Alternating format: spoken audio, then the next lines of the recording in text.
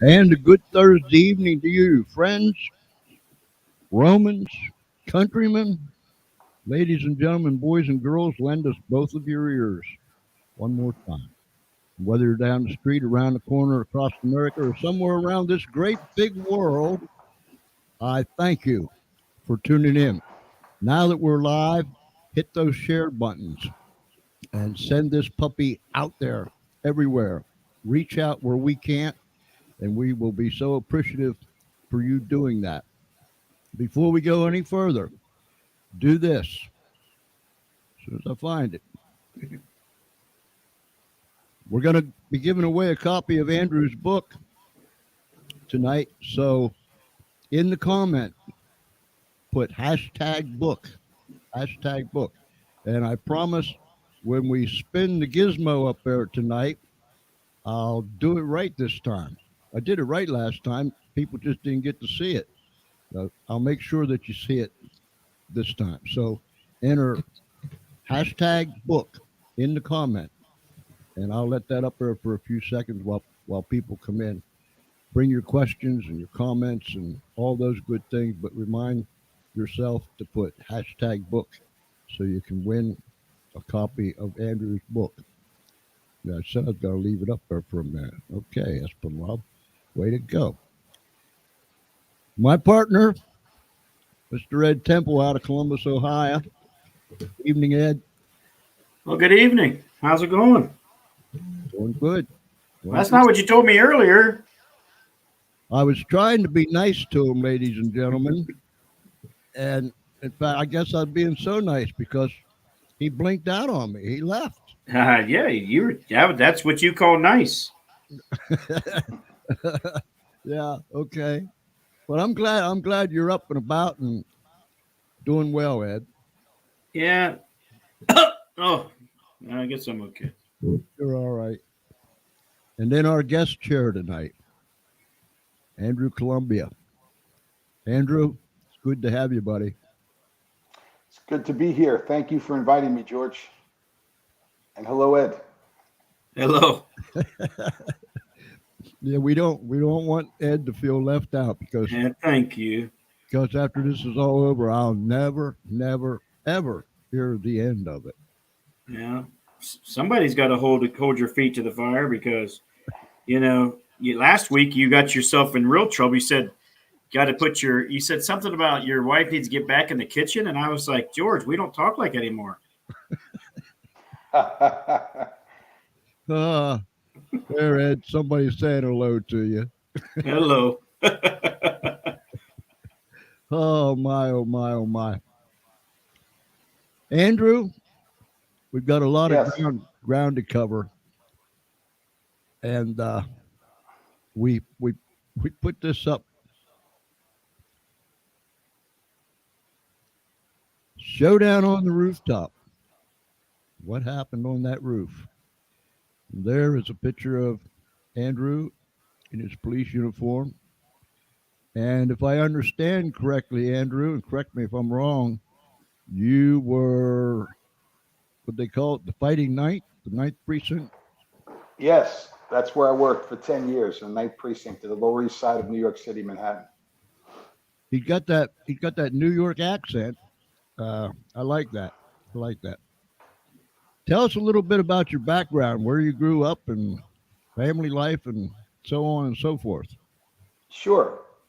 Grew up in Staten Island, New York, which is a suburb of New York City. And, raised in a normal, pretty normal family, you would say, for the most part, middle class family. My father was a police officer.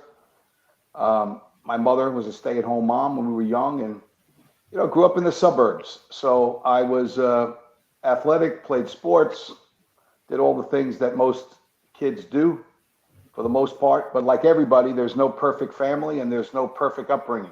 So I had some baggage, and we all have some baggage. I had some baggage, but pretty much normal childhood and upbringing for the most part. And yeah, grew up in Staten Island, like I said, and had family in law enforcement. My father and his three brothers were police officers. That's quite a heritage. Yes. Uh, Nancy was in the kitchen, Ed. Uh, and not to get off subject, but she's making me pierogies tonight. So, Oh, wow. that's That's good stuff. That's a good stuff. Pennsylvania thing. Yeah, Oh yummy, yeah, man. yummy, yummy. Yeah. So you've done a number of interviews over the years. I watched one on I think it was the 700 Club. Uh, riveting, riveting. That's all I could say. What's some of the other places you've been for interviews? Well, I've been all over really. CTN in Florida. I did an interview with them, Christian Television Network. Also in Tennessee. You know, I've been asked to do interviews all over. You know, as a pastor and an evangelist, I've traveled the world. I've been in places really all over. And every time I have an opportunity to share my story and my testimony, I do, because it's what God gave me. God saved me, God delivered me, and God called me to preach His gospel. And I always love the opportunities that arise, and I believe that everything is a God coincidence, not a coincidence. God aligns people together and brings people together so He can expand His kingdom through us. So grateful for every opportunity I get, and I've had many to share the gospel and my testimony. In your wildest imaginations, and you said you've been around or all around the world, different parts of the world. When you was a youngster, did you ever think that you would be traveling to different parts of the world? When I was a youngster, I didn't think much at all. I was a pretty wild kid, hyperactive, couldn't sit still, got in trouble in school, got kicked out of a few schools. I had some personal stuff that I battled with as a kid. I excelled in some things, but in other things, I just couldn't get it together. So I never thought that far. So to answer you, no. never thought I'd be traveling the world. Take it, Ed. Well, I just want to go right at it. Well, first off, how'd you meet JT? Good question. I was asked to speak at a conference in Virginia. If you ask me where, I can't tell you, but somewhere in Virginia, about 5.5 years ago, when JT first, basically, really, when his story just happened, when everything just was unleashed, and JT was at a church that I spoke at. I spoke at an event, and then I was asked to speak at a church, and JT was there. And after I shared my testimony, JT came over to me and started sharing with me his testimony, and I was blown away by it. And I said, we got to connect. And we shared each other's numbers.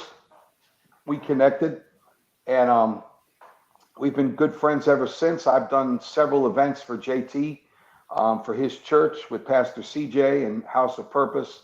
And he put together a couple of outreaches for me where I went down there and shared with a few different churches.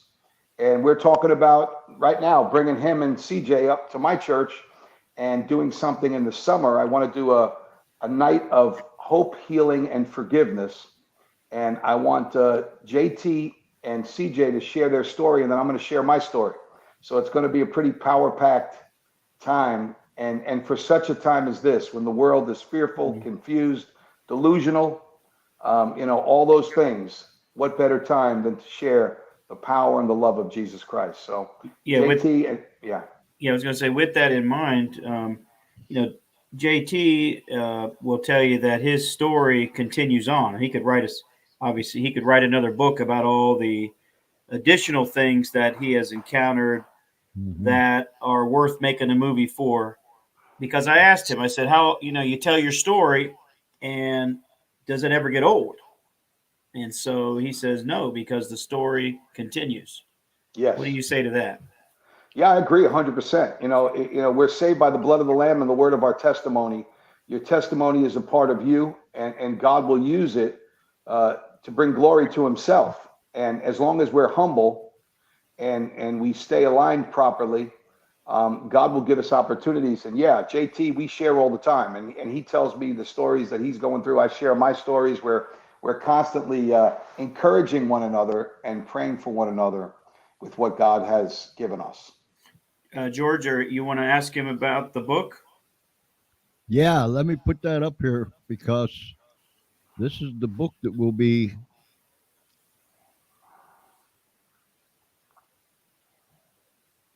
transformed. How God Changed the Heart of an Angry, Prejudiced Cop by Andrew Columbia. That, ladies and gentlemen, is what we're going to spin the gizmo for here at the end of the show. So please put it in the comment, hashtag book, to be eligible to get a copy of that.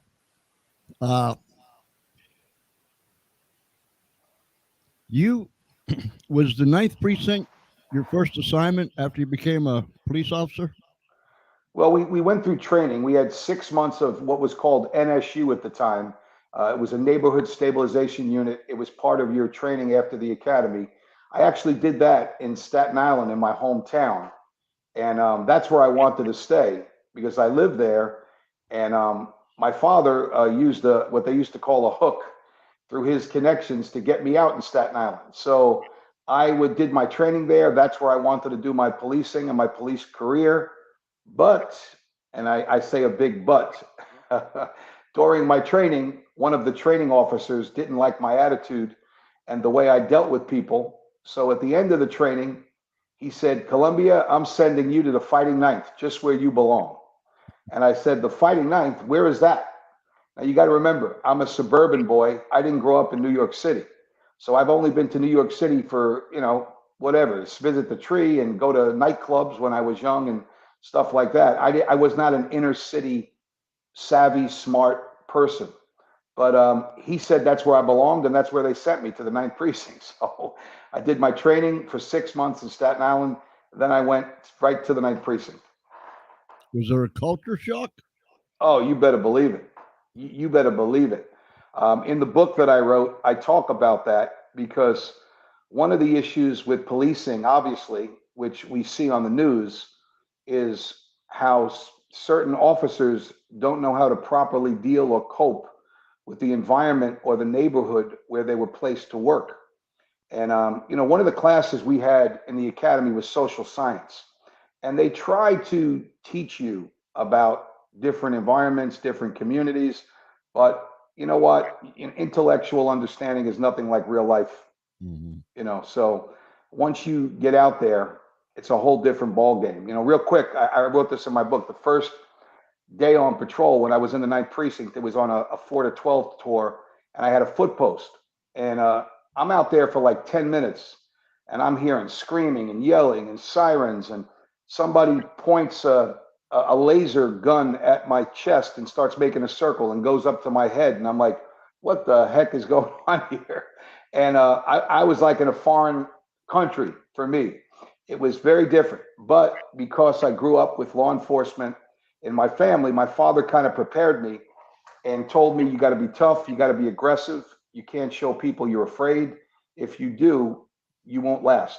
So I took that to heart, and I put on my tough guy face, my tough guy attitude, and that's how I went into the community. And right off the bat, I got into a scuffle the first night, and some guy was drunk and waving around a bottle. I took it, smashed it on the floor, and there was just immediately culture shock and a totally different way of life than what I knew and what I was used to. Absolutely.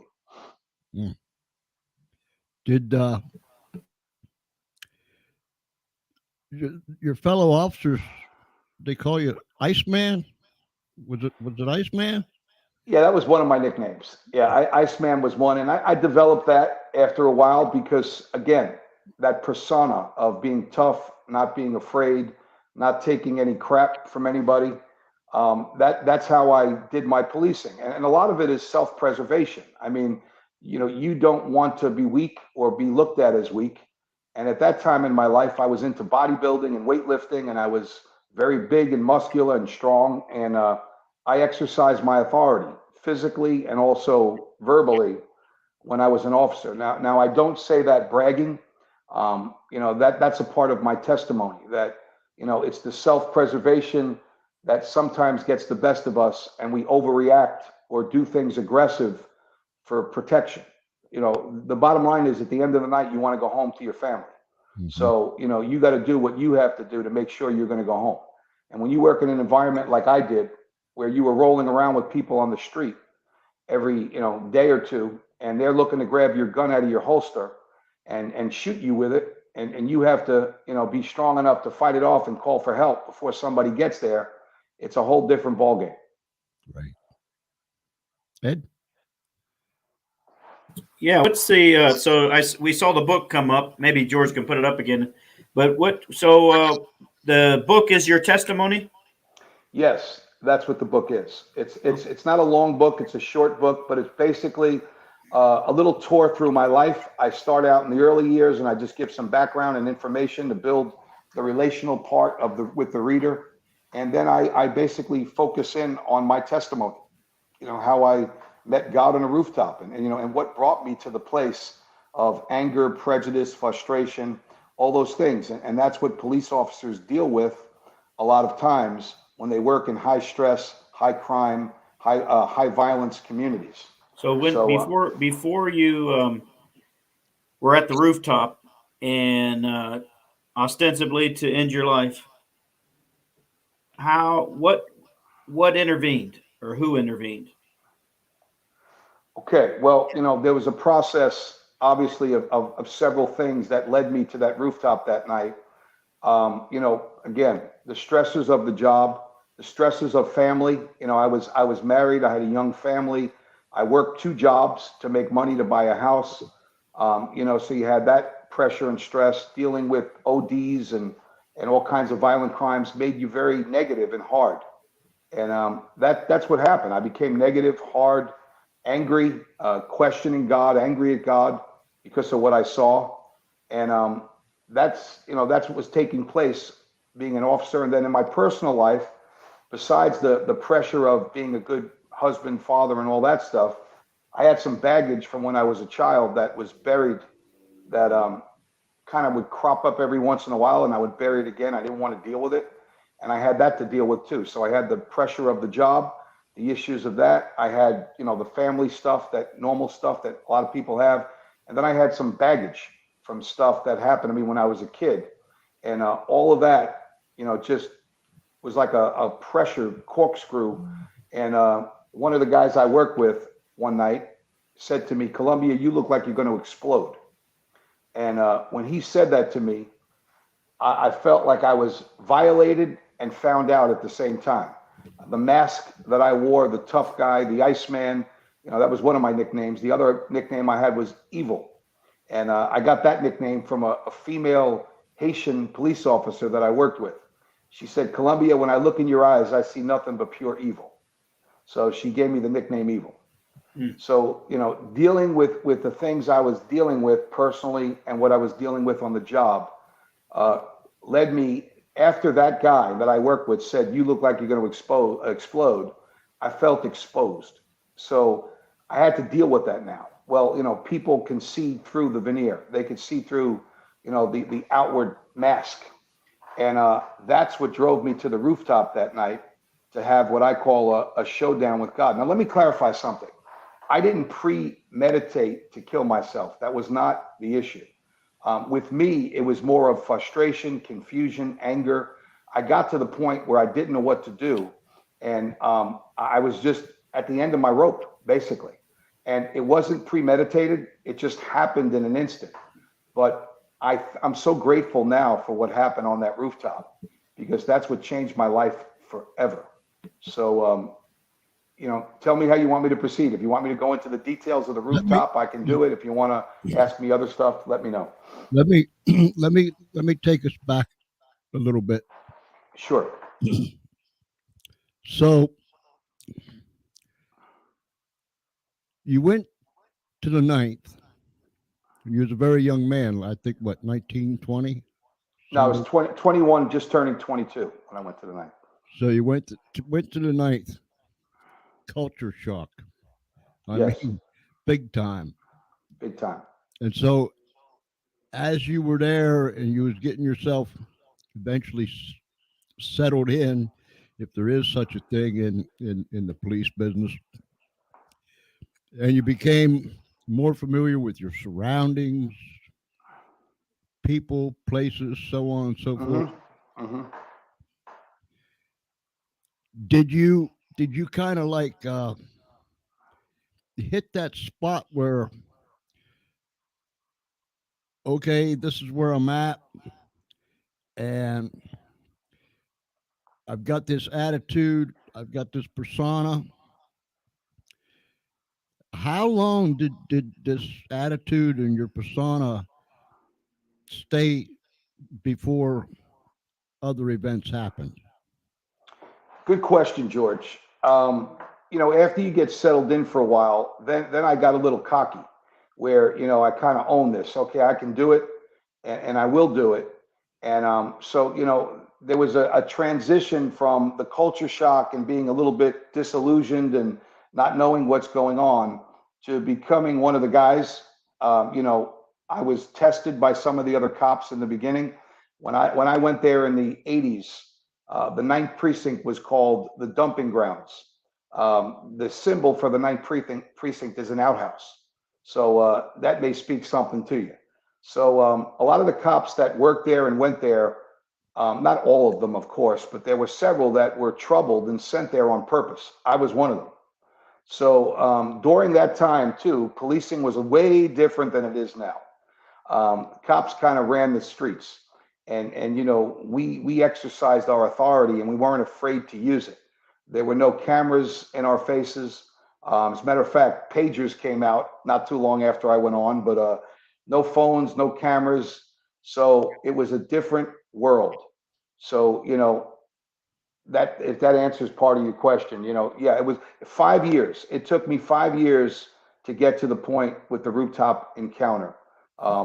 So 5 years, I was that angry, mean, prejudiced cop. And I see one of the questions about define prejudice. Well, I can do that. I grew up in Staten Island, Italian, Irish, American, and we had certain prejudices about us. It was just ingrained in us. It's how we were brought up. And then, you go into the inner city and you don't know the people and the culture. And then you see the very negative side of it for the most part, because when we're called, it's when the violence happens, when the bad things happen, not when they're having block parties and birthdays, unless there's violence in them.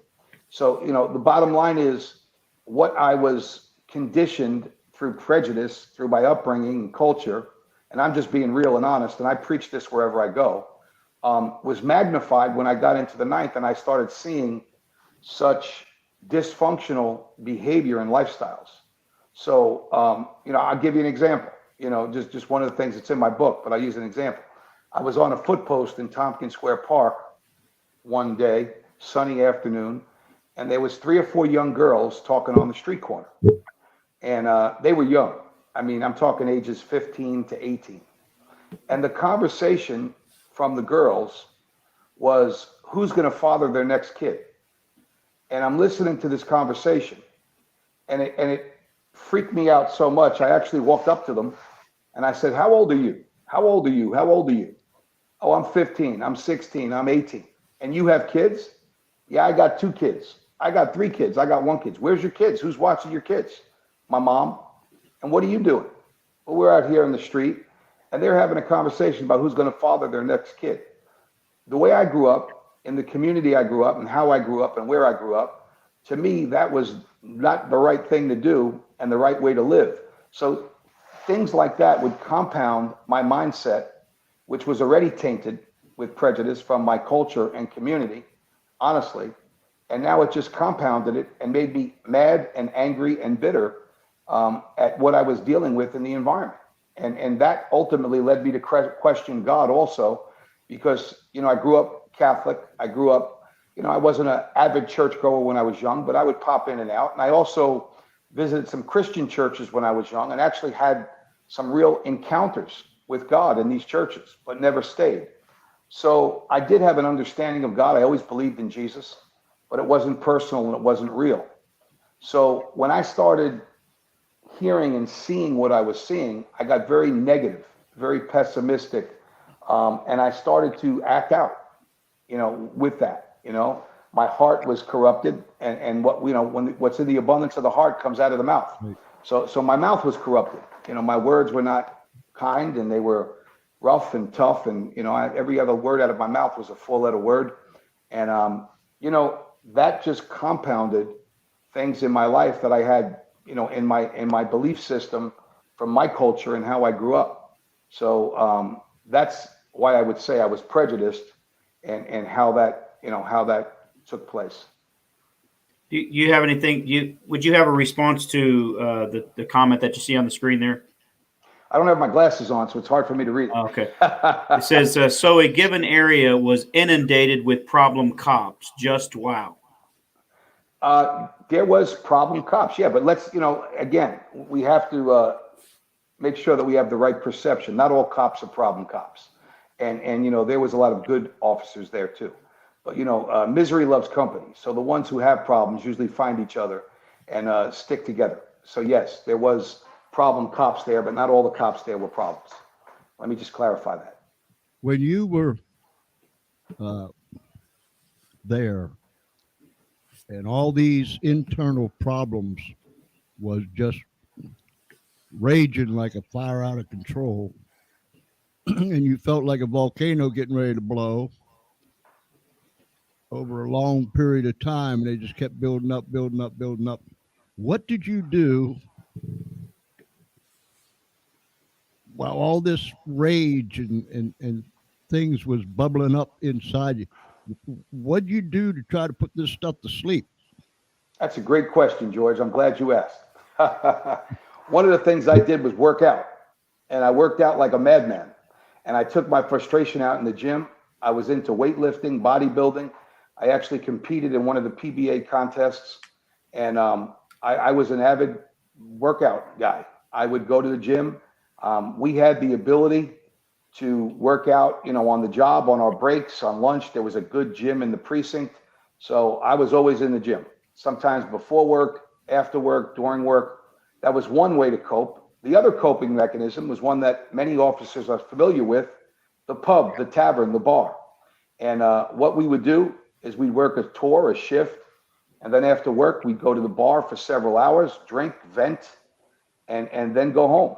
So that was basically the coping mechanisms that I had: working out and drinking and going out with the guys after work, which, isn't always a good thing for a married man. And, the way to cope, drinking does not solve anything.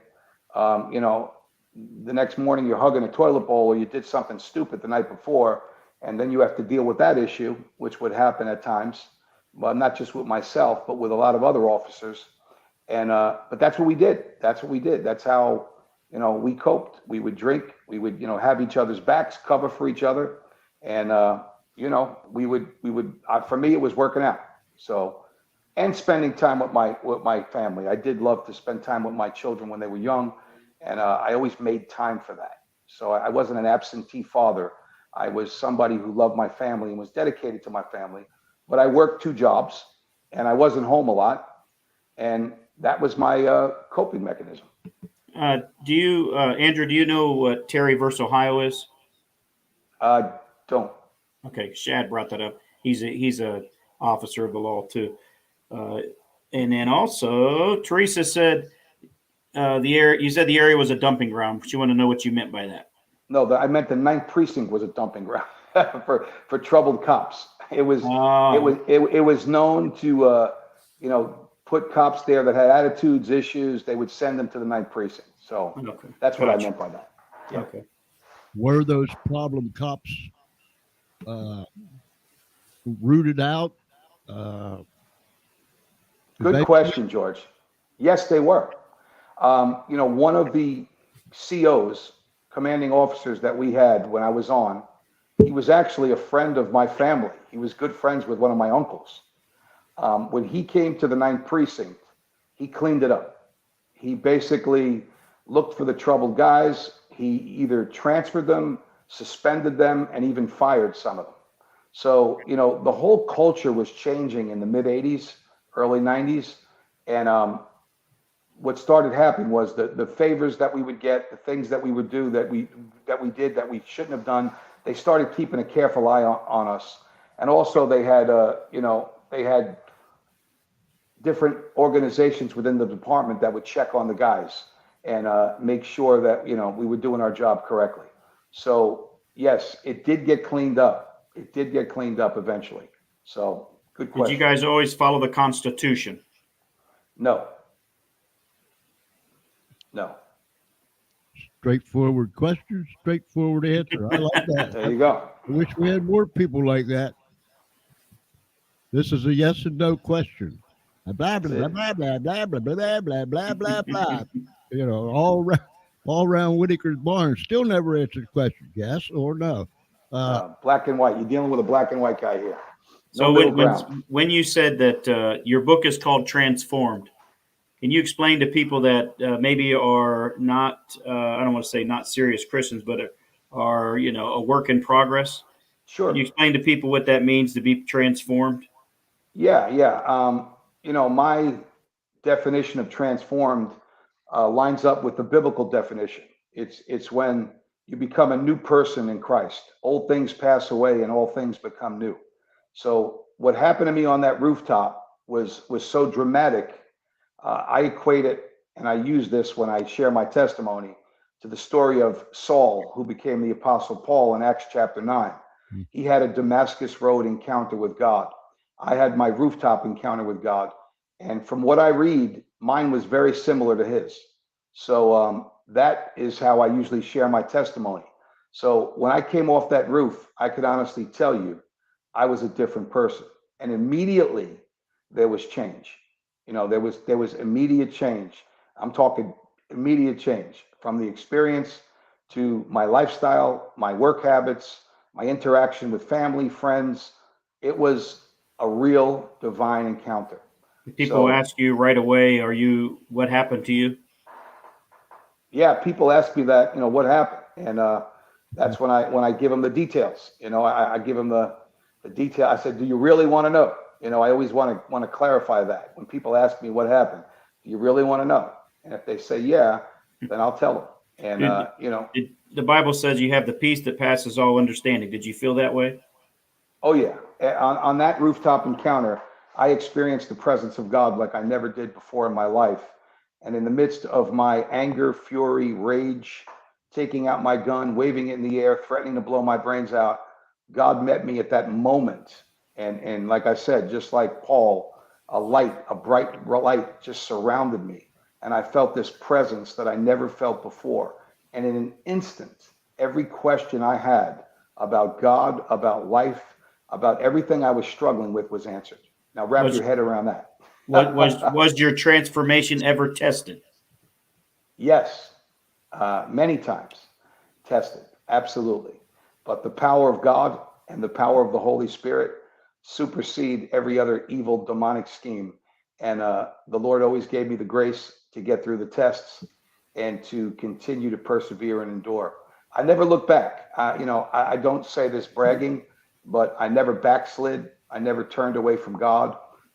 With all the things that I've been through in my life, which were a lot on the job, personal, even in ministry, being a pastor now for over 20 years. I never let go of that encounter and that love and that deliverance I experienced on that roof. You said all your questions were answered. Can you be more specific? I wish I could, but the presence that engulfed me, the presence of God, was so overwhelming, and there was so much love in it that it superseded all the hurt, the pain, the anger that I was experiencing in that moment. And I just knew that God loved me, that God had a plan for my life, and that everything from that moment was going to change. Because when you have a genuine encounter with Jesus, there's a conversion. It's not praying a prayer and getting dunked in a tank. There's a conversion, and it comes from the inside out. And that's what happened to me. So I started getting disillusioned when I went to church, and I thought everybody had an experience like me. And I said, I got to be just as street smart in the church as I was on the job, because there's a lot of phony charlatans, false teachers, all that stuff in the church too. So my encounter was very genuine, life-changing, So truly life-changing. that night, you said this whole thing wasn't premeditated. Right. Were you on the job? I was working a security job in Manhattan. I was in Harlem working a security job. It was like 3 o'clock in the morning. And I used to go up to the roof to lock up at 3 o'clock in the morning. And it was very quiet up there. So I would kind of go up there, meditate, not pray, just kind of, it was like my little place where I would chill for a little while on the job. But that night, after what happened to me with the officer that called me out, I was angry. I was mad. So I started talking to God, yelling at God, screaming at God, cursing at God. Took my gun out, waved it in the air, and said, God, if you're real and you're there, what's stopping me right now from blowing my brains out? I want to know, and I want to know now. And in the midst of that, instead of God smiting me with a lightning bolt and destroying me or letting me destroy myself, that's when the presence of love, power, and a sound mind came over me. The Holy Spirit just enveloped me and wrapped his arms around me. That was the supernatural encounter that I had on that roof. And in that presence, I don't know if I was caught up in it for 5 minutes, 10 minutes, a half hour. There was no time. Time stood still in that moment. Things were revealed to me that happened to me in my life. Questions were answered that I had about my own fears, insecurities, issues. I had deliverance in that moment. And I write this in my book, and I know in Christianity, there's a lot of different sects and denominations that believe certain things, don't believe certain things, but I really don't care. What I care about is what happened to me, and I know it's real. I started speaking in an unknown language on that roof, and I didn't know what I was saying, but I felt God's presence so strong and so powerful. And in that moment, I was set free from demonic oppression, from all types of fears and anxieties and prejudices, all that baggage and junk that I had in my life. That was the first part was on the roof, but I had a second bout of deliverance when I got home after that experience. But that was the first part of my deliverance was on that roof when I encountered the presence of the Holy Spirit and I started speaking in an unknown language and praising God and worshiping God. So let me get this right. You were on your way to the rooftop anyhow. Yes, That was like a normal routine thing that you did. yes, On the way to the rooftop, that fire must have been burning. yes, And it must have, we could see a fire, and then we could see a raging fire, and then we could see an explosive fire, or we could see a, a volcano that just Mount St. Helens that blew out the side of the mountain.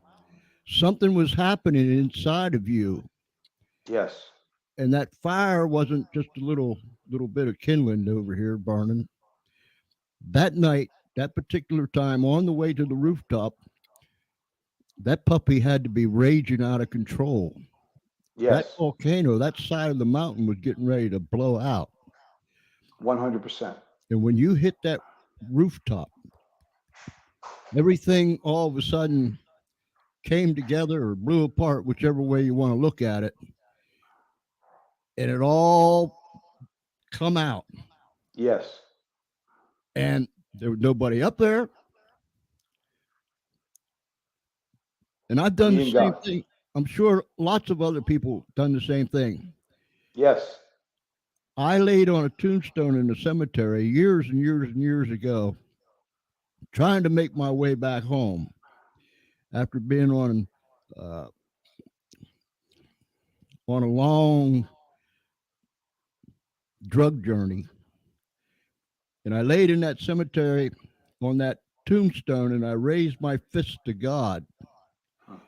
And I said, and I was running, Andrew. I was running just as hard as a fella could run. I raised my fist to God in a cemetery. I mean, Espinlove, you don't have no brains at all, boy. I raised my fist to God in that cemetery. And I said, "You'll never get me." hmm. And I snarled at him, "You'll never get me." And so there was just you, the rooftop, nobody else but God. That's right. And so, all right, God, this is it. It's just all blown out. I'm going to blow my brains out. How big are you? And here it come. And there he was. And you were changed. Yes.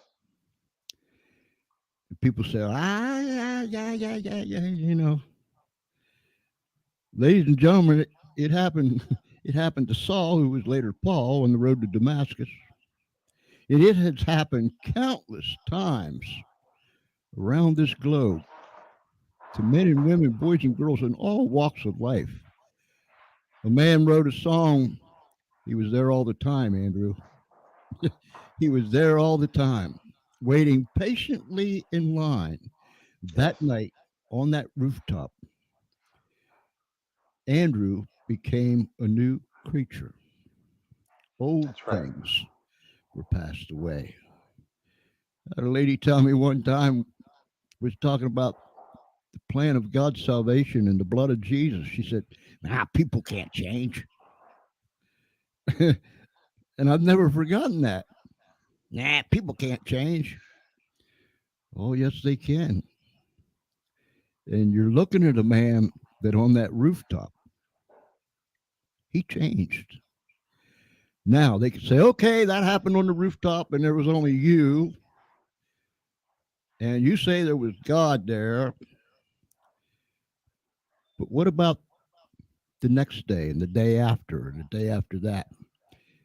That transformation took place. Did it manifest itself in your life? Yeah. As I was sharing, after I was caught up in the presence, I don't know how long it was, it kind of stopped instantaneously. It just shut off. And I was left standing up there. And then the brain kicks in. And I'm like, what just happened? And then all of a sudden, I got scared. I ran downstairs. I went to the guy who was doing security at the front desk and I said, look, I'm going home. He goes, what's going on? I said, I got to go home. I'm leaving. Now, I lived about 40 minutes from where I was. And at the time it was in the morning, there's no traffic, so I can whip right home. I got home in less than a half hour.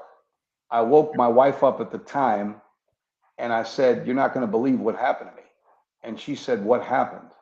And I shared the story. And when I shared a certain part of the story, which I didn't share with you guys yet, about something that happened to me in my past that was revealed to me, I asked God why I was so angry, because I knew my anger was not just from the job. I knew there was deep rooted anger from something else, and I was always afraid to find out about it. The Lord spoke through my mouth. You were molested as a child. And when that happened in that presence on that rooftop, I said, God, if this is real and this is true, I want another sign. And the words came out of my mouth again. You were molested as a child. I said, God, if this is real and this is true, I want another sign. I asked for 3 signs. The third time is when I started speaking in an unknown language, praising God. And the intensity of God's presence was so powerful, I knew it was real. So as I'm sharing this with my wife at the time, and I say at the time because we're divorced since then and I'm remarried. And, at that time, I shared with her what was revealed to me on the roof. And she looked at me and said, no wonder why you've had so much anger. Mm. And when she said that, I let out this roar from the pit of my gut. Something came out of my mouth. It was literally a rah. Mm. I know now it was demonic. It was an evil spirit that was in me, that was causing me pain, rage, suffering, anger. But immediately after that thing left, I began to speak in tongues again. And I felt the presence again, strong. And now you got to understand, I'm trying to wrap my brain around this and rationalize it and understand it, and I can't. So I just said, I'm going to bed. So I went to bed that night. I woke up the next day. I felt like 1,000 pounds was lifted off me. I felt totally different. I felt clean. I felt delivered. I felt set free, but I truly didn't understand the magnitude of what happened to me. So I still had a lot of questions and couldn't wrap my head around it. So I went to work like any other day, and immediately people noticed I looked different. My face looked different. My facial features looked different. People said, Columbia, what's different about you? What happened to you? And I didn't know what to say in the beginning. So I went about my day and I realized I wasn't angry. I always walked around with a scowl, always had a four-letter word coming out of my mouth. That anger, that heavy oppression that I carried was gone. And I'm still not understanding it or putting it all together. So my behavior changed immediately. People noticed it. Then more proof. I'm an ex-cop, so evidence. You want evidence. How do you know it was God? How do you know it was real? Well, we go to the bar that night, and I was one of the first guys to line up a few shots, and then after that, drink beer and get pretty wasted. I took one drink of one beer, and I said, I'm done. And the guys that I was working with are like, what's wrong with you? How come you're not drinking? And I said, I don't need to drink. And they said, why? And my answer was, I'm not angry. That's the answer I had for them at the time. I drank because I was angry. I drank to cover pain, to put out pain. So that's all I said. I'm not angry. So immediately there was a change in my behavior, in my attitude, and my environment. The people that knew me saw it from day one. But then it increased. It increased where I just was different. I had a different spirit because I was born again. I was born in spirit. Even though I didn't fully comprehend it, I had a different spirit. And let me validate this. I always believed in Jesus. So when I was a young kid, I always prayed, always believed in Jesus. But that night, I had an encounter with Jesus. So that was my born again experience with Jesus. And even that had to be revealed to me in the process I was going through as I'm navigating through this. Mm-hmm. So a couple of weeks went by, and I'm feeling light, better, but still not clear on what happened and what to do with this. Still trying to figure it out. And one of the cops that I used to work with once in a blue moon, his name was Tim. Tim, he was a Christian. His father was a pastor. He was a worship leader. So I didn't like Tim because the old me I was irritated by him. I thought he was weird. I didn't like being around him. So this day, they put us together in a sector car. So we're working together in the car, and I'll never forget it.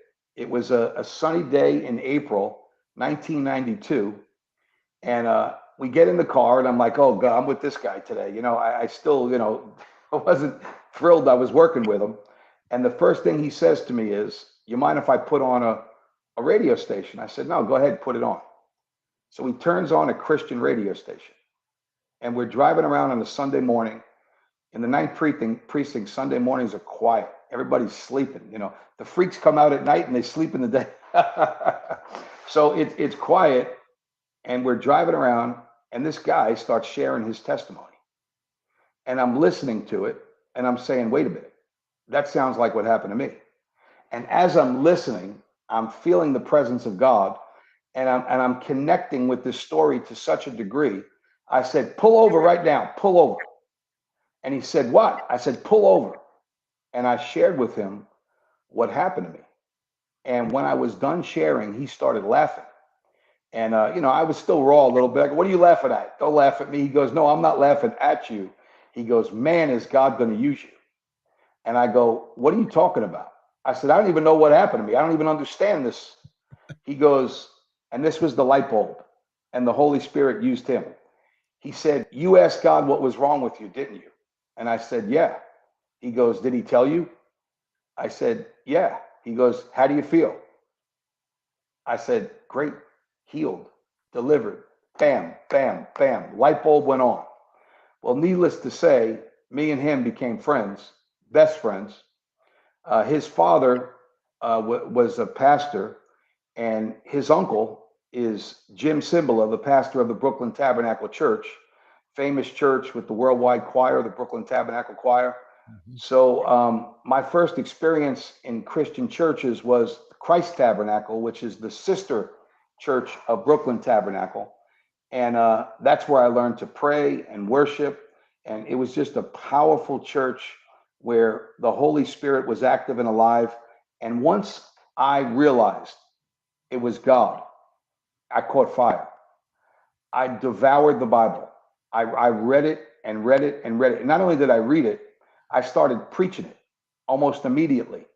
I started sharing my testimony in the streets in uniform as a cop, with criminals, with people I would arrest.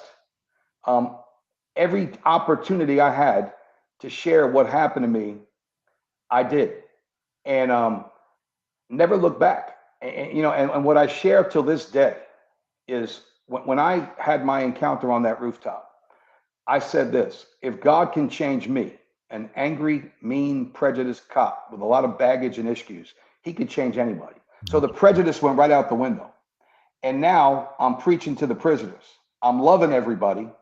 My whole police career did a 360 where now the angry, mean, prejudiced cop is the preacher, laying hands on people, praying for them, casting demons out of people in uniform, and doing stuff. And I had no training, zero training. It was Holy Well, Ghost training. let They me were, let they were, me yeah, let me disagree with something you said. sure. Not on the show. Before the show, I asked you, did you have an NDE, and you said no, and I say yes, you did. There you go. You might I not didn't, have been you might not have been yeah, dead, yeah. revived, but I take to tell you, you're a new person. There you go. Praise So God. your old Yes. self is dead. Oh, George, yeah, you man. were. I don't know if it's time to do that giveaway. Yeah, we'll give somebody give the people a few more seconds here. Just put hashtag book in the comment, and then we'll spin this gizmo up here, and we'll see who wins this book tonight, and then we'll give you an email address. You can send your name and your address to Andrew so he can get that book to you. My oh my, time. It goes by so fast. Time flies when you're having fun. There Yeah, you go. So I'll so say. so My why he's getting that gizmo going? Just to be clear, so for people that are listening, you actually do. You're a chaplain speaker for the Billy Graham Foundation. Yes, I'm one of the speakers for the Billy Graham Rapid Response Team.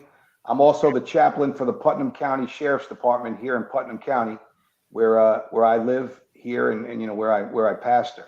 And I'm the senior pastor of MCB Church here in Carmel, New York. So And you were on the that's 700 Club, and you were also on CTN. What's CTN? I know I've heard of it, but I'm not real sure. it's the Christian Television Network, CTN.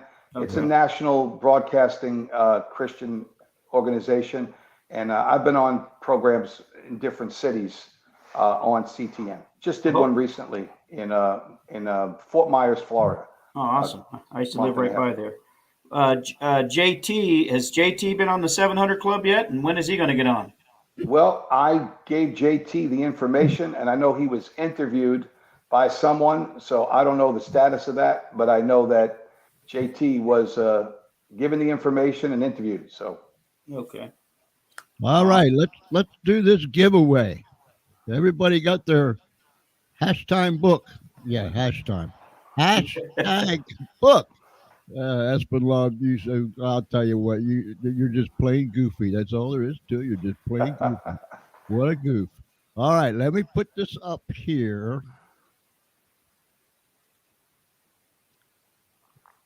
better do it right this time, George. I'm gonna do it I'm right going to this cut your time. salary. I'm telling you. Oh boy. let me just say this while you're putting the book up. A lot more detail to what we discussed is in the book. So you'll get the details. And as you said, it's not a huge book, so people don't have to be intimidated. Quick read. You'll read it in a couple of days. Believe me, you won't put it down. You'll start reading it, you'll read right through it. I've had a lot of people tell me they read it one night. Is it on Amazon? It's on Amazon. Yes. now I know that there's more than two people that put that up there. So uh, hurry up and stick it back in there, uh, because dummy me probably didn't start that thing when we first went on like I was supposed to. And I am so sorry. I'm so sorry. I'm so sorry. So hurry up and stick it back in there. Hashtag book, and we'll get this thing up. Uh, oh my. Espenlaw, you amaze yourself sometimes. I'm telling you. Yeah, it's got two entries in there, and I know we've had more than two entries in there, and that's just not right. But yeah, right there's one, two. Uh, I know there was some people in the beginning that put that in there. Let me go up here. Share the screen.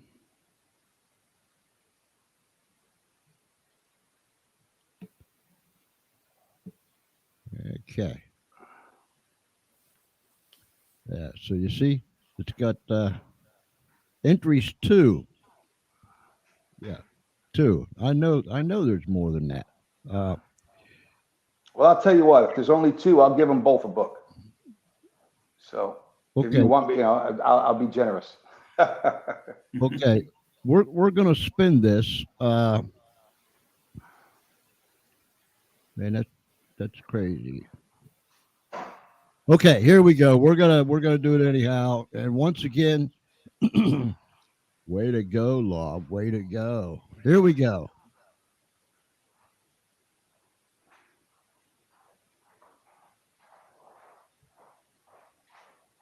Oh, we got all them. Oh, Yeah, there was more than 2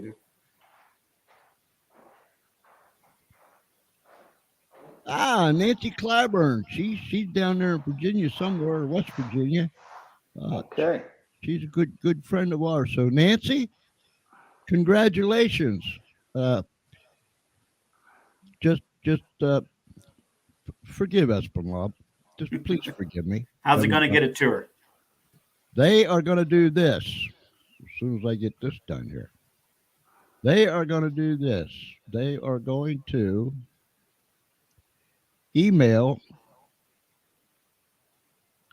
send your name and your address to this email address. Yes. Andrew Columbia Men at gmail.com. We'll let that up there for you so you can write that down. Oh my, Andrew. That's why I asked you before we went on the air tonight if you'd be willing to come back again. Sure. Yeah, because sure. there's just so much more. One question leads to another question leads to another question. What a beautiful, beautiful testimony that shows that God is still on the throne, high Amen. lifted up. Awesome, awesome, awesome. You can run, but you sure can't hide. And this is That's the just truth. one prime example. When you seek for him with all your heart, you're going to find him. That's He right. knows. He knows your heartbeat. So, wow. Ladies and gentlemen, I hope you enjoyed this as much as I did. And we're going to have Andrew come back and be with us again. And we'll get into some more of the questions that you might have, that we might have. And we'll let this transformation thing, we'll follow it and see how it rolled along over the years. You've been pastoring now for how long? Over 20 years. Over 20 years. So you see, when God does something, it sticks. Mm. There's evidence. There's evidence. You will know my disciples by their fruit. That's So right. if it's real, you got to test it. That's right. That's right. We used to sing an old song. It's real. It's real. Oh yes. That's right. George, you want to put that book up before you get going? Yep. Let me see where it's at. There's the book. Transformed. If you want the book, Andrew, they got to go to your website, or can they go to Amazon? They can go to Amazon or just go on my website. There's a button there, a link. You click it. It'll take you right to Amazon. You can get it as a download, or you can get it, soft cover, wherever you decide you want it. Yep. Okay. And there is the web address. Andrew Columbia min.com. Correct. And you can go there and get it. You can go to Amazon. It's easy to find. Just type in transformed on Amazon and it'll pop right up. So yes, it will. Ladies and gentlemen, we got to get out of here. Thank you very, very much. Love you. And whether you're down the street, around the corner, around across America, or around this great big world, thank you. Espinlov's never going to learn how to talk. 73 and a half years old, still can't speak for spluttering, and he probably never will. Good night, everybody. Good night. God bless.